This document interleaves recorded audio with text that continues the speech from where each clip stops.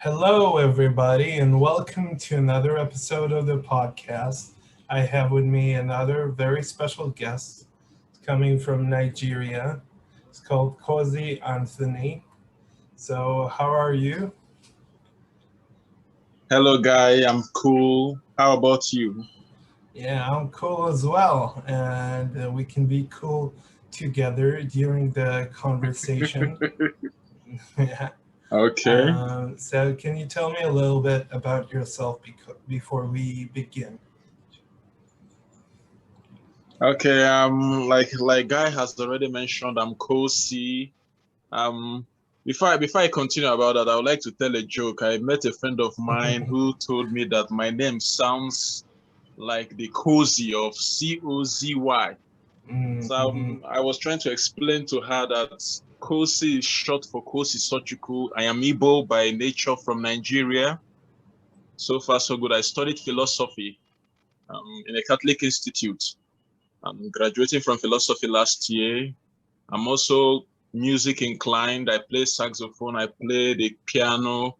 I have a general or gentleman knowledge of bass guitar and drums and lead guitar and many other few instruments. So far so good. What I'm into now is I'm into music. I try to make saxophone covers. I'm also training kids on how to play the musical instrument. That's much I could say for now. If there's any other information you would like to get out of me, no problem. I'm open to Yeah, I will answering. try. Yeah, I will try to do that. So I'm interested in a lot of culture and theology and philosophy, as you've mentioned. And Okay. yeah, yeah, maybe it's a cause for laughter, but I don't know. Maybe it is. Maybe No, don't mind me. I'm the jovial type. Yeah, yeah. I try to be also jovial, and I love your your ability to speak and express yourself. Yeah, that's great. That is wonderful. Okay. So, I like philosophy also, but I want to delve into your person not personal life, but just your general upbringing, or where do you hail? Because people don't know this. It's very confusing because there are a lot of different tribes and different big cities, shall we say, citadels in Africa, and I want to get to know it a little better. So can you tell me about your tribe, about your religion, if you want? Okay. Guy. First of all, Africa is a continent. Of course. Yeah. Africa is a continent, yeah. And Yeah. the mistake people make is when they hear Nigeria, even though Nigeria is in Africa, they tend to equate it with Africa. Mm, Nigeria is a country, and there are about 50 above 50 more or less, um, other countries in Africa, and mm. Nigeria is just a country in Africa. In Of Nigeria, here course. we have different tribes and states. We have about 36 states in Nigeria, and I'm from Anambra State, Anambra State. And in Anambra State, I'm from the tribe of Igbo. I'm Igbo by tribe. So um, that is on my part of the tribe. Then on the part of religion, I'm a Christian and a Catholic Christian as such, a practicing Catholic Christian. Um, their tribe, well, so far, if you it's over the internet, you can browse it. But so far, my tribe, Igbo, are very welcoming tribe. You must have heard so much about Nigeria. Nigeria is mixed with different kinds of tribe. We have the Igbo, we have the Hausa, we have the Yoruba tribe, and definitely you must know that I must tell you, unfortunately, sadly, on a sad note, that Nigeria is in some kind of tribal dispute. Uh, we have problems with not other tribe, but I can tell you this: Igbo even if I'm not saying that we are perfect, we are not perfect. Nobody's perfect. That is number one. But Igbo tribe, a peace-loving tribe. You get. I'm not kind of saying it to brag or say something, but it's quite obvious that we are a peace-loving tribe, unlike the Muslims or the Hausas or the Fulani, whichever you would love to tell or whichever you love to call them. I'm not kind of saying it to create some kind of dispute or I know. or negative energy. I know. But this is how it is. We are just a peace-loving tribe. Everybody is open to doing the best we can be, and that's all. Then on the part of Christianity, like I said, I'm a Catholic practicing Christian, and so far so good. Sorry, somebody's distracting me. So far so good. The much I could say about Christianity is it's there. I'm personally on my side of religion. I'm open to meeting other tribe, other Christian denomination or other religions. Definitely, I always have this saying, meeting God is not just fine-tuned to a particular religion. There is God in other religion. It all depends on following God through a particular system. Yeah. So definitely people have this confusion that Christianity, or people think they can meet God, or Christianity is a one-way channel to God. But I personally, in my personal view and philosophy, I think that God is God, but people have other means or other methods to approaching God. So it depends on whichever method that suits you. But I don't mean that, before people begin to get me wrong, I don't mean you should engage in other demoralizing and negative actions towards meeting God. God is a peaceful God, always welcoming, always forgiving, all powerful and all knowing. So it all depends on which method you use to approaching this God. Yeah, there's a lot to parse through, and we are not going to do that in the amount of time that is allotted to us as people talking. Even though I think we can speak eloquently and to express ourselves very, very good in a very good way and a very bright way, sophisticated. But I want to talk, what did you actually take from, you mentioned that you studied philosophy. Is that only from the Christian Catholic denomination, or is it also from other theologies and religions and teachings like Buddhism or something to that effect? Okay, yeah, I like that question. I like the question you just asked. Thank No, you. Thank the you very philosophy I much. studied, the philosophy I studied is not just Catholic minded. At least in philosophy, I met atheists. My thesis was on Jean-Paul Sartre, a French Yeah, Jean-Paul revolutionist, Sartre. and and he was an atheist. Yes. He was an atheist. Yeah, and so it's not just a Catholic-minded philosophy that I studied. I studied a vast philosophy. The most important thing that every philosopher has some kind of important input towards knowledge. Like my thesis, for example, I wrote on freedom and responsibility in Jean-Paul Sartre. Yeah, even though he existed during the World War, and he made this important dictum I will always like everybody to remember. Even if it was kind of extreme, but his take on freedom, I enjoyed it. I enjoyed his book, Being and Nothingness. Being and Nothingness, he wrote that book and I enjoyed the book. He talked about freedom and other aspects that affects or in a way promotes freedom. Yeah. Jean-Paul Sartre was of the view that man is free. free and totally responsible for everything that happens to him. Yeah, in my thesis, I commended his idea of freedom because he showed that man can be actually free. But he forgot something. He forgot to say that there is a limit to our freedom and there is a limit to our responsibility. Yeah. So back to your question, you talked about Catholic philosophy. No, we didn't just study Catholic philosophy. We met other views, other philosophers and their different views. Even if the Catholic believe that God created the world and the rest of them, at least we met Thales, Anaximander, Anaximenes, the first Ionian philosophers who talked about the creation of the world through water, air, and vacuum, and the rest of them. Yeah. So your question, we didn't just have a stereotyped philosopher. Philosophy.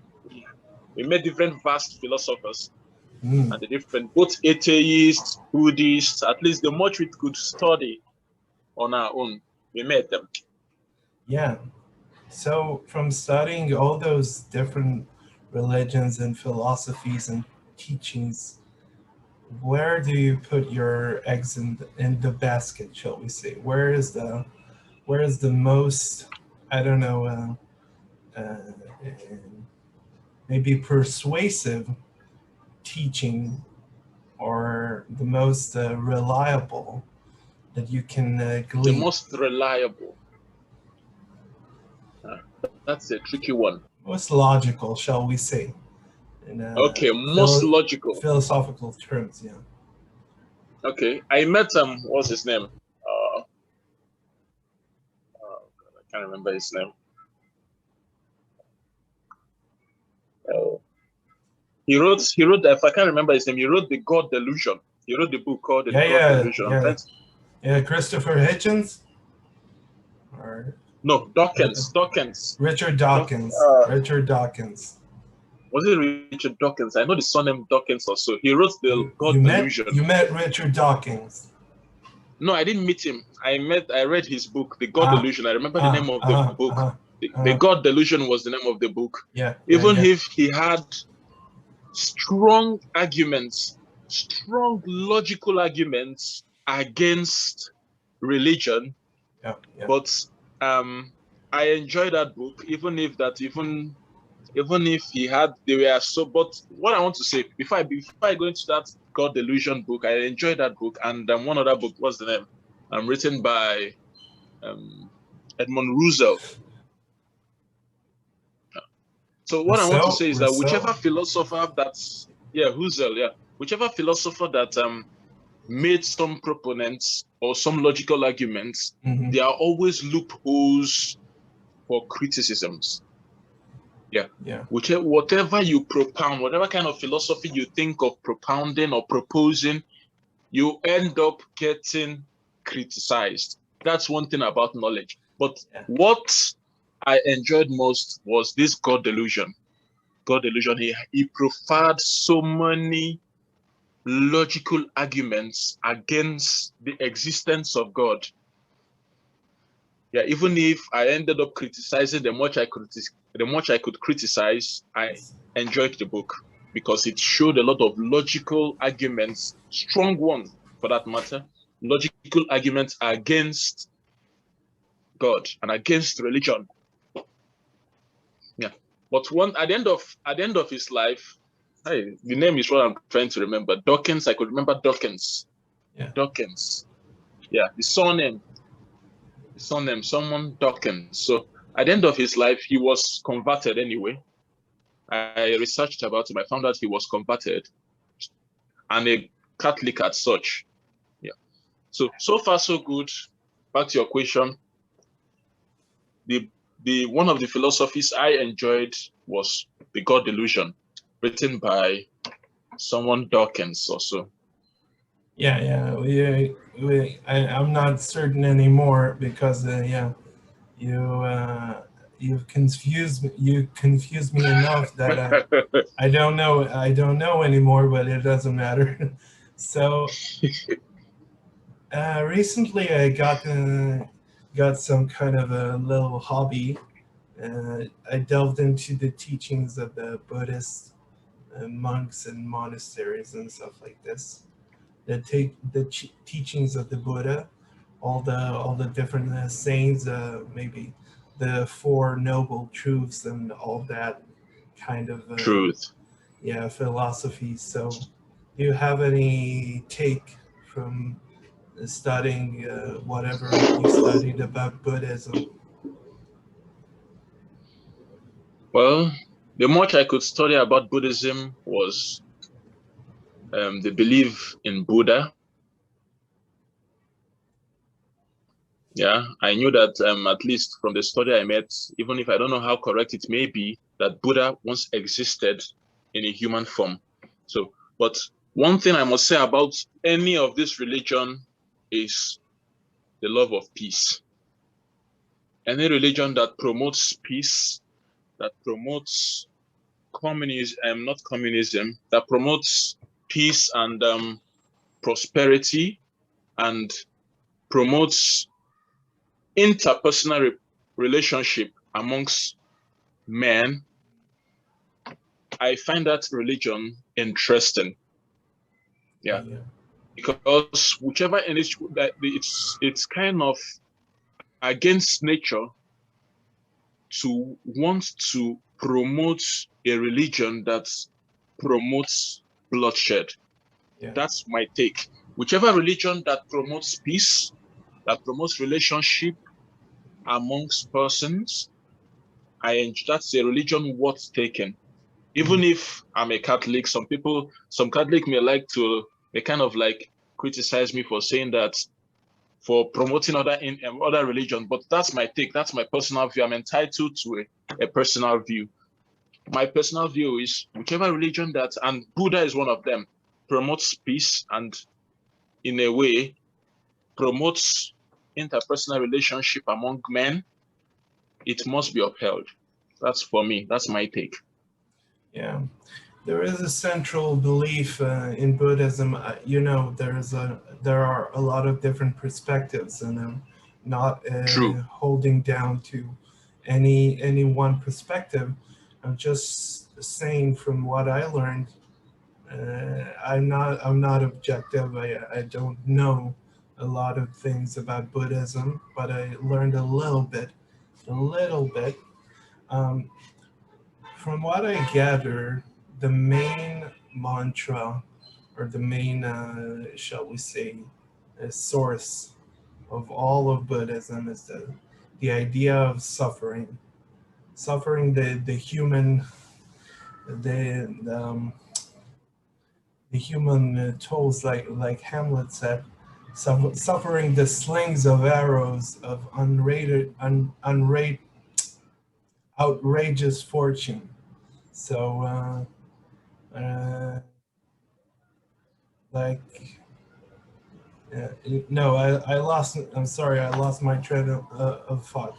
It doesn't matter. So, about suffering, what is that? Something that promotes promotes prosperity and harmony and among men, shall we say? Yeah, it depends on the context. It's contextual. Mm. For instance, Christianity, Catholicism talks about suffering because its leader, Christ, suffered. Now, Buddhism talks about suffering. The suffering that Christianity may be talking about may not be the same suffering Buddhism is talking about. Are you getting what I'm saying? So Of course. Christianity talks about suffering, the suffering, it means that the fact that you are in the world, I'm giving a reference to Christianity, not Buddhism now. Christianity talks about suffering. The suffering does not deter or prosperity. The suffering Christianity means it's that as a human and as a human being in the world is full of suffering. What it means is that nobody has a perfect life.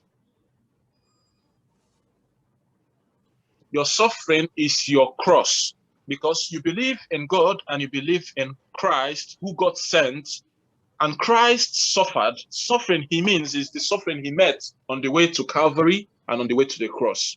Yeah, So Calvary. now that suffering, yes, the suffering as a Christian, because Christianity means Christ-like. And being a member or a Christian, you are expected to carry your cross. For instance, in my life now, I may be having some particular kind of problems or problems not that may not determine my prosperity. My problems can be being born in a very terrible society and maybe having some kind of personal problem, maybe best known to me. Your Christianity teaches that this suffering, it doesn't mean that you keep living with the suffering. If you have a way of fighting that suffering, please do. But what he's trying to say, what Christianity preaches, is that your suffering, take it as a form of the cross Christ bared. So accepting your suffering, living with it, but it doesn't preach that you should, if you have a wolf, probably, let me give an instance. If you have a headache, you're having a headache now. You know, there are drugs, there are aspirin or painkiller drugs that you can take. You can't take them. But there are some personal problems, like for instance, now, I met an amputee. Yeah, an amputee. That was, let's say, 4 months ago. I met an amputee. He had some kind of diabetes, and the diabetes led to to cutting off his leg being cut off. So I met him, and the much I could say about him, his leg, not his arm. So the much I could tell him is that this is a suffering you are taking. You are undergoing pains, you're undergoing the trauma of having your leg cut off. The much you can do is to accept this kind of suffering as a cross and keep looking unto God, because the world we are in, we are not going to live forever. So accept your cross and accept the suffering. This is suffering in the Christian perspective. Now, under Buddhism, I am not too sure. So I don't have to err in what I'm going to say. But one thing I'm sure about Buddhism is that Buddhism encourages peace. So I don't know the nature of their suffering. I don't know the nature of or their definition of suffering. But what I'm sure of is that Buddhism encourages peace. Yeah, there is a running theme through all religions that are common to every religion, everyone actually. It doesn't matter if it's a cult, it doesn't matter if it's a made up, or it's a new religion, or a religion of one person that believes it. The main theme that runs through all religions is the overcoming of desires, trying to vanquish the desires that are deep-seated in us, shall we say. So can you talk a little bit about why do religions put so much emphasis on trying to overcome the desires, even the Buddhist tradition? Yes, as a man, philosophy teaches that we are a body of desires. Yeah. Definitely sexual desires is one of them. The desire for hunger or the desire to be satisfied is one of them. When you feel hungry, you desire to have probably fill yourself up. So definitely the one thing I must praise many religion is the preaching on desire, because they first of all taking the first premise is that they know that man is a bundle of desire. So for instance, I must say something about the Catholic idea of overcoming desire. It talks about spiritual maturity,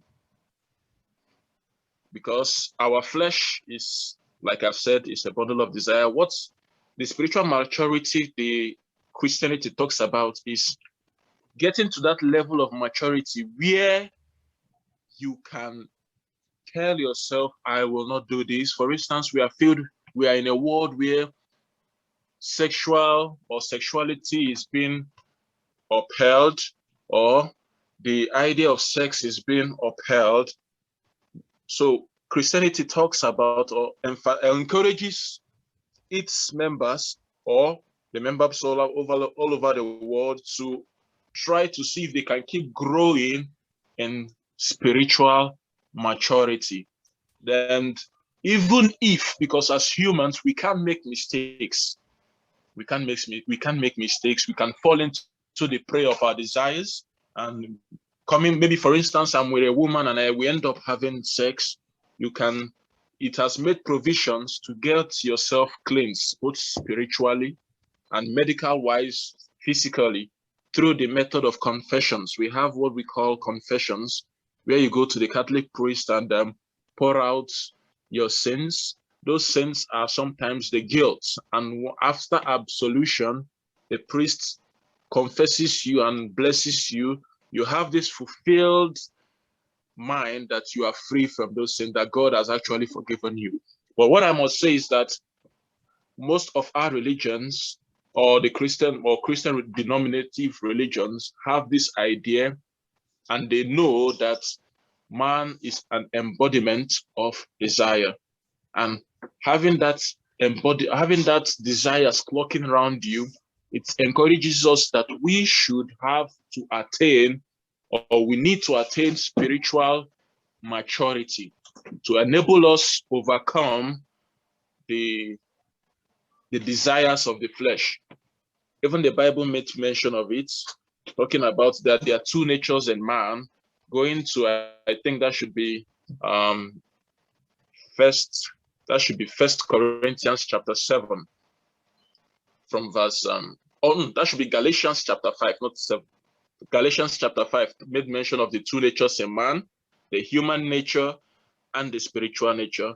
That the human nature is filled with sin, and it's prone to fall into sin, and the spiritual nature is that of God. That we should we should endeavor to attain the spiritual maturity, which will enable us to overcome the desires and the pleasures of the flesh. You are so interesting and eloquent. It's great talking with you, and I want to continue. I just wanted to mention it, just so you'll know. So can you talk a little bit about spirituality in your own life through your actions and your contributions to society, as I see them? Yeah. Okay. Yeah.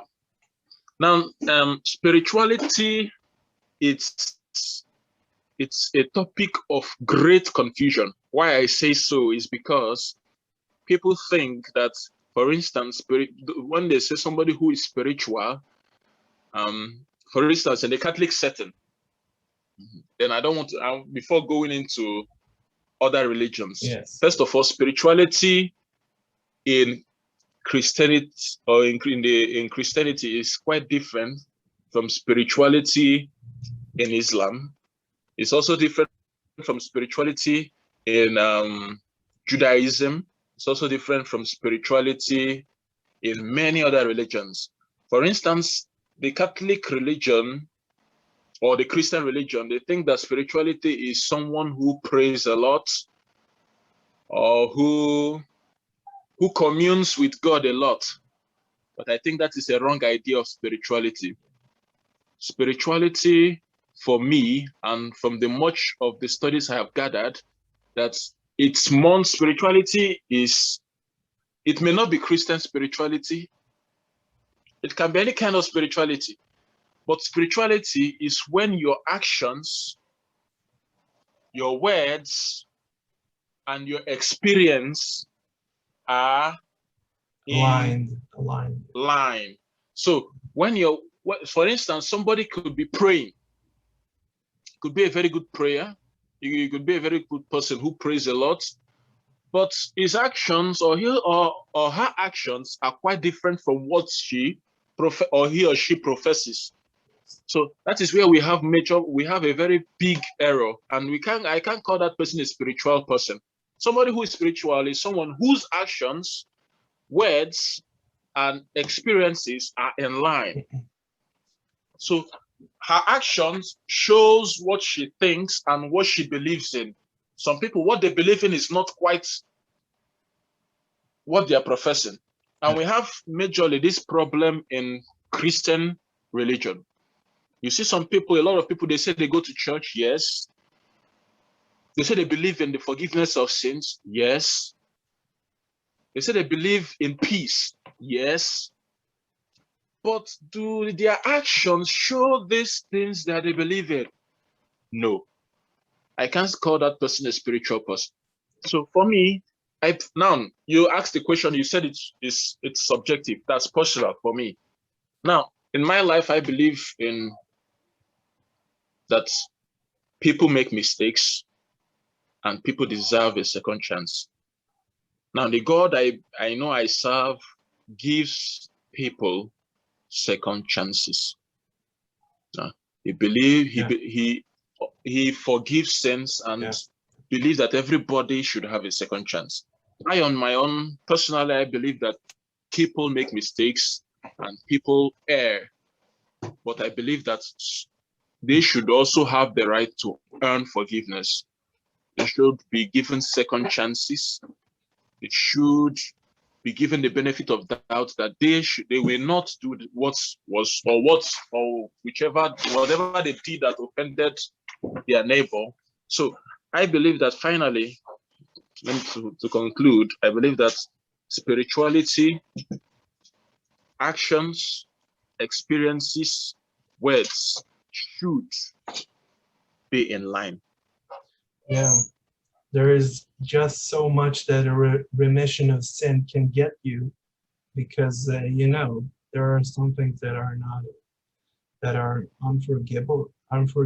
I think, but you can only forgive yourself. At the end of the day, no one can give you forgiveness. So just to conclude, as you said, this has been great, but I just want to ask one more question to wrap it up. Go ahead.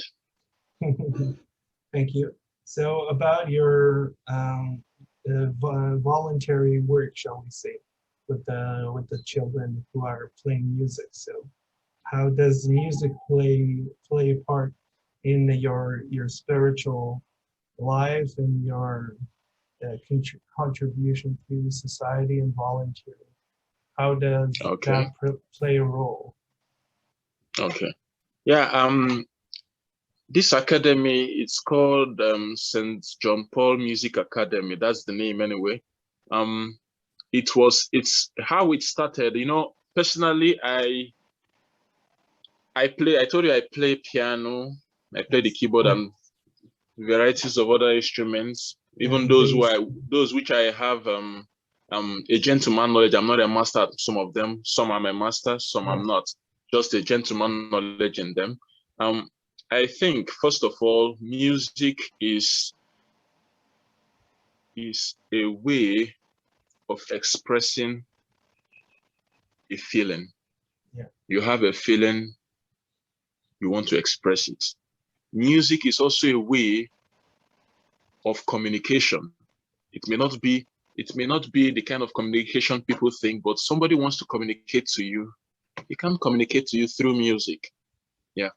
Music is also a way of communicating with the divine. These are various, and music is vast. Even it has a way of communicating, even with the devil. You can communicate with the devil through music. You can communicate to whatever means you can come. It's a mode of communication. So now the kids I teach, Nigeria is, which you must know anyway, Nigeria doesn't have a good name outside Africa, or even within Africa, it still doesn't have a good name, because because we are engrossed with corruption, even the bad leadership, and many other major problems Nigeria is facing. So the much that music has, the kids have helped to have trained, I think that when they come for practice, it keeps them basically away from the petty crimes we have. Yeah, it keeps them away from crimes. It keeps them busy. When they go to school, yeah, it keeps them off the street, keeps them from the problem of the streets, and it gives them a life. For instance, if you can play whichever instrument, I believe that you can be sought for. People will look for you, say, well, okay, and it's also a way to generate revenue for a person. Now, the children I'm training, I train them in violin. Some of them play viola, some of them play sax. At least there is a girl I've been training for piano, and at least so far so good, she plays piano. So this gives them better opportunities in the future. Even if they may not, when they go to the university, they have something to do that is fulfilling, because music can also be a way of, it can also serve as an avenue for fulfillment. For me, when I play music, when I play saxophone, it takes me to another realm. I feel like, oh, I'm here, and I feel so elevated, and I want this experience for children who, and not just that, at least most of them, they are struggling in their families. Their families are having a hard time paying their school fees. So I want to just give them a better opportunity at life through the little I can be able to provide them. So music so far has been helpful. First of all, keeping them off the streets. Two, keeping them busy, because music is vast. Like, you cannot exhaust its possibilities. You cannot exhaust everything in music. But just, you can just only grab a part in music, and that part you've grabbed, focus on it, be what you can be with it, and move ahead with it. So far, so good. The kids are improving. At least I'm teaching them different kinds of music, orchestral music, personal music, and we also have singers too. So the major aim is to give them a better opportunity at life, keep them off petty crimes, keep them off the streets, and give them a better life. I know that it may be difficult, but the much I could do, I know I'll be able to do.